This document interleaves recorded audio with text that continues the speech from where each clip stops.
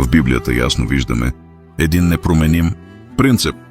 Бог никога не съди, без преди това да предупреди. Той не говори внезапно и не действа прибързано, преди всяко голямо събитие, преди всяка криза и съд.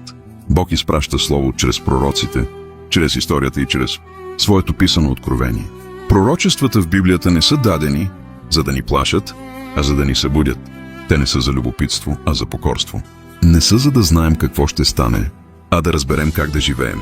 Затова днес ще погледнем една удивителна и същевременно трагична случка от Писанието не просто като исторически разказ, а като пророческо предупреждение, записано за нас.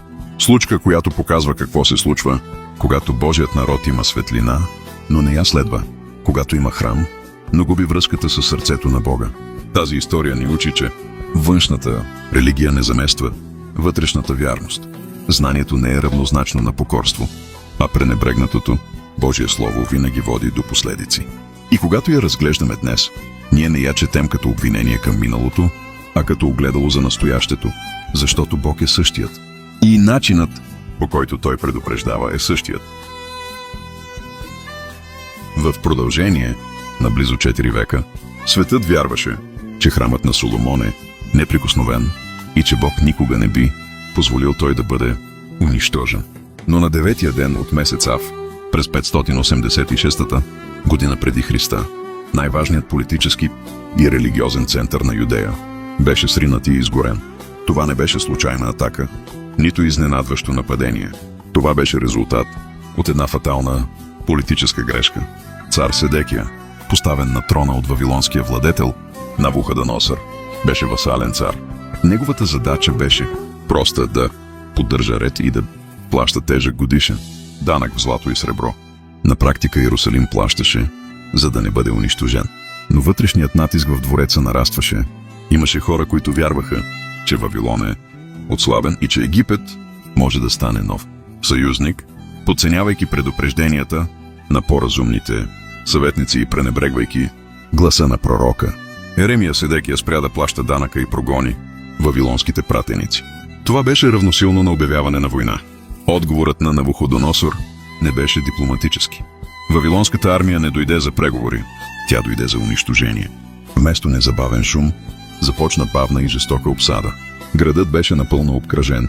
Никой не излизаше и, по-важното, нищо не влизаше. Гладът и моралният разпад унищожиха Иерусалим отвътре, още преди стените да паднат. Разрушението не идва без предупреждение.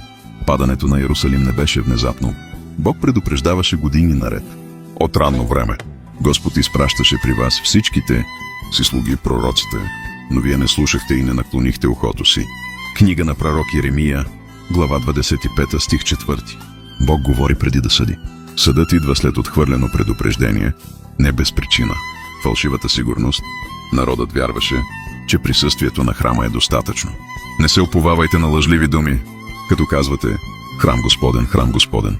Книга на пророк Иеремия, глава 7, стих 4. Храмът не беше проблемът. Сърцата бяха проблемът. Политика вместо покаяние. Водачите търсеха човешки решения вместо духовно смирение. Горко на онези, които слизат в Египет за помощ, но не поглеждат към Светия Израилев. Книга на пророк Исаия, глава 31, стих 1. Упованието в човешки съюзи доведе до катастрофа.